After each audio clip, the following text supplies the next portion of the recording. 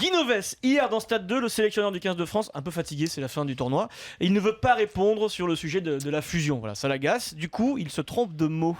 Je considère que les patrons doivent s'occuper de leur registre et ne pas mettre le nez dans le nôtre. Voilà, donc c'est pas pour élucider votre question ou m'échapper. Alors c'est énorme parce que vous avez réagi sur quelque chose où je ne m'attendais pas absolument pas à ça, je n'avais pas entendu. Alors, vous allez réécouter l'histoire du nez. D'accord. Et vous allez écouter la fin parce qu'il se trompe de mots, c'est du Guy Novès.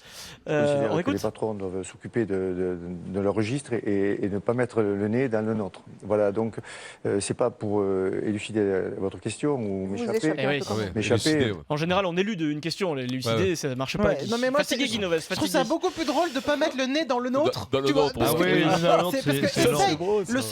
Le seul qui peut mettre son nez dans celui du voisin, c'est éventuellement dans celui de Pierre Dorian. Mais il dit dans le nôtre de registre. Hein. Oui. Par contre, j'ai pas compris. Samedi soir, oui, t'as raison. Samedi soir, Guy m'a demandé ton numéro de téléphone. Tu peux donner avec plaisir. S'il peut me donner des places pour les prochains matchs. Je me permets, c'est pas fini pour Guy aujourd'hui.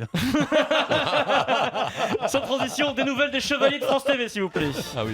Mathieu Lartaud et Fabien Galtier en petite forme sur France 2 pendant le match, pendant France-Pays de Galles. Un peu stressant ce match. Pas grand chose à signaler pendant 80 minutes, mais comme il fait partie des grands et des très grands, Lartaud frappe à la 100e minute sur la phase de jeu la plus décisive qui mène à l'essai. Chat pour l'équipe de France dans un trou de souris. Ah là, il a fait et voilà. Et derrière, il l'a déjà fait. Oui, il a déjà fait. Et derrière, essai de Damien Chouli derrière qui suit juste 5 secondes plus tard. Sans transition, ça faisait longtemps. Nouvelle vidéo produite par Tuche Productions. Miami, les Kardashians sont là. Et oui, Vincent Moscachian qui nous fait partager régulièrement son quotidien sur sa page Facebook et c'est toujours aussi précis dans la réalisation. Vincent publie une vidéo donc samedi, il est chez lui, France-Pays de Galles vient de débuter, c'est très très précis. Quand j'ai vu Serge Simon et Bernard Laporte à côté de Kate Middleton, je me suis dit c'est un jour de gloire. Je les ai vus dans les tribunes, nom de Dieu, à côté du Prince Harry, c'était magnifique. Et oui, c'est un scoop closer, le Prince Harry sort maintenant avec Kate Middleton. Le Prince Harry, voilà. Non, même pas, le Prince Henry. Oui, il sort avec Kate. Oui, qui est ce Prince Henry, Vincent? Oui, mais c'est Prince Harry. Et comment elle s'appelle, Kate? Oui, Kate Middleton. Ah, bien. Qui est donc mariée avec le Prince William, parce que imagine la reine Elisabeth écoute le Super Moscato Show, va se dire qu'il y a une embrouille là, il n'y a pas de souci dans la famille, Vincent. Mais bien entendu, est-ce que c'est vu ces vidéos? Elle sortait avec Harry. Ces vidéos sur les Kardashians, c'est vu Bah oui, bien sûr, des millions. Des millions. Bah oui, c'est comme ça. Sans transition. On bricole un petit peu. On fait quelques vues. Une belle vue, on me fait 10 000. En toute modestie. Direction le 15, pas le 15 de France, mais le Stade de France. C'est l'instant Guy Novès. Franchement, je vais vous dire, ça avec du respect, je vous trouve stupide. Guy Novès a eu du mal à rester zen après cette fin de match très tendue. La scène se déroule juste après le match en conférence de presse. Un journaliste gallois l'interpelle. Un joueur français, monsieur Guy Novès, aurait mordu George North, la star du Pays de Galles. Écoutez bien la réaction totalement hallucinante de Guy Novès. The referee said there was clearly a bite mark when he went to the fourth official. Apparemment, l'arbitre dit qu'il avait des marques de morsure. Il y avait une marque de morsure. Oui, mais moi aussi, regardez, il me mord. Crac, il se mord. Marque de morsure. Guy Novès s'est littéralement mordu la main et il montre aux journalistes la marque des morsures sur sa main. Un petit détail près, on peut réécouter le bruit parce que le bruit. Un petit détail près, c'est que il était mordu sous le bras. Donc essaye de te mordre sous l'avant-bras. Sur le biceps. Il faut une certaine souplesse quand même. Non, mais là où il était mordu, tu peux te mordre, Marie.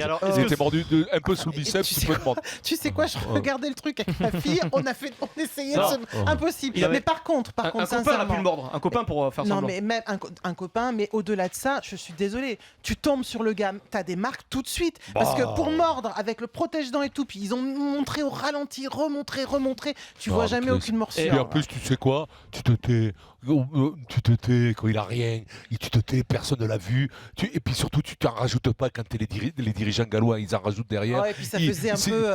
C'est minable. Tu l'as vu comment il suivait l'arbitre? l'arbitre tout le temps. Regardez, alors qu'on était en pleine mêlée, c'était minable. C'est minable, je trouve que c'est minable. Parce que l'histoire de la morsure, moi je vais te dire, je me suis fait virer pour morsure. Crois-moi, les mecs, tu te mords, c'était classique. Autrefois, c'était d'un classicisme. Dès qu'il y avait un mec qui mordait un mec, les autres se mordaient. Comme ça, l'arbitre, il savait plus. Moi, ça m'arrivait 2-3 fois, des fois, de le faire. C'était pas très joli. Mais moi, je me suis fait virer pour morsure. Crois-moi, quand t'arraches un morceau, ça se voit de suite et le mec, il couille comme un goré. Sans transition, direction Nancy, les amis. C'est l'instant, je pète les plombs. Ouais, je peux. Et oui, un samedi soir totalement, samedi même, la journée samedi noire pour le président de Nancy, Jacques Rousselot. Le matin, élection à la présidence de la Fédération Française de Foot, il est battu par Noël Le Graët. Il se rend ensuite à Nancy, il prend le train, et après avoir mené 2-0 contre Lorient, son équipe dont il est président est battue 3-2 et se retrouve 18e au classement de Ligue 1. C'est une belle journée. Président Rousselot, comment on peut résumer cette journée ? En tout cas, c'est une journée de merde pour moi. Oui. Vraiment. Excusez-moi l'expression, mais il n'y a pas d'autre terme. Hein. Vraiment. On vous excuse l'expression. Un mot sur l'élection le matin à la Fédé, du coup. Ce matin, c'était déjà une parodie de mauvaise foi, de gens qui ne tiennent pas leurs promesses ou leurs paroles. D'accord, des gens qui ne tiennent pas leurs promesses dans une élection, c'est curieux, c'est bizarre. Et sur le match de Nancy, votre équipe ? Et ce soir, c'est encore pire, c'est que les joueurs ont lâché en deuxième mi-temps, et ça, c'est insupportable. Ok, et les joueurs, qu'est-ce que vous leur avez dit dans le vestiaire ? Je leur ai dit que c'était une bande de petits cons et qu'il fallait vraiment qu'ils se bougent le cul.